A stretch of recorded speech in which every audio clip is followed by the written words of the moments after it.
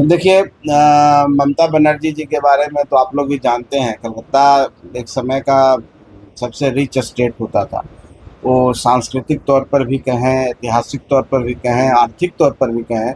East India company जब वहाँ जब आई थी तो उसका अपना बेस बनाया था, इसलिए कि वो समुद्र से नज़दीक है। आज़ादी की लड़ाई में कितने लोग, रविन्द्रनाथ टैगोर की बात करें, एक से एक विद्वान पैदा हुए हैं, क्रांति वहाँ से निकली है। और उस प्रदेश को पिछले 10 सालों से ममता बनर्जी जी ने बर्बाद कर दिया। वहाँ जितने इंडस्ट्री हुआ करते थे, वो इंडस्ट्री गांव-गांव में वहाँ होती थी, पंचायतों में होती थी, सब वहाँ से पलायन कर गए, बंद हो गया।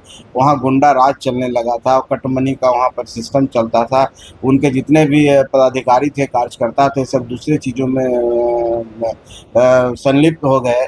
और एक तरह से जंगल राज पार्ट 2 का वहाँ परिचय हो रहा था। उससे जनता उभर करके एनडीए की सरकार बनाई है, भारतीय जनता पार्टी की सरकार बनाई है। और जनता में जो रोष है, आप देखेंगे कि उनके नेता जब जाते हैं गांव में तो उनको किस तरह से जनता अंडों से स्वागत करती है, कपड़े फाड़ती है। अब समझ लीजिए कि जनता कितनी विचलित थी।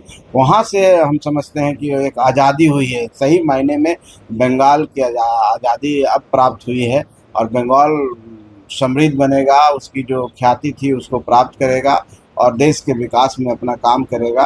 तो इसलिए उनके सांसद भी जिस तरह से जनता जब सड़कों पर दौड़ा-दौड़ा करके उनके नेताओं को खदेड़ रही है, तो उनके सांसद समझ चुके हैं कि गलत जगह नहीं रहना चाहिए, देश की विकास की धारा में रहनी चाहिए।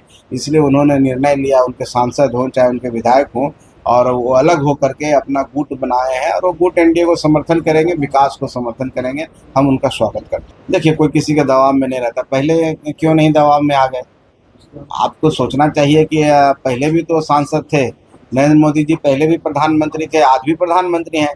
पहले तो दबाव में नहीं आए। जनता ने जो जनादेश देखा, जो उनके खिलाफ जनादेश देखा, जनता का जो जनादेश एनडीए के और भारतीय जनता पार्टी के पक्ष में आया, उनके सांसद और उनके विधायक समझ चुके हैं कि यहाँ अगर रहेंगे तो ये जो जिनकी जो मानसिकता है, उस मानसिकता के अंदर अगर हम लोग भी उस लीडरशिप में काम करेंगे तो आने वाला जब चुनाव आएगा तो जनता हमें भी नकार देगी। इसलिए उन्होंने अपने स्वविवेक से निर्णय लिया है और राज्य के विकास के लिए निर्णय लिया है और एक विकासशील सरकार के पक्ष में आए हैं, तो निश्चित तौर पर उनके क्षेत्र में काम होगा जो पहले नहीं होता था।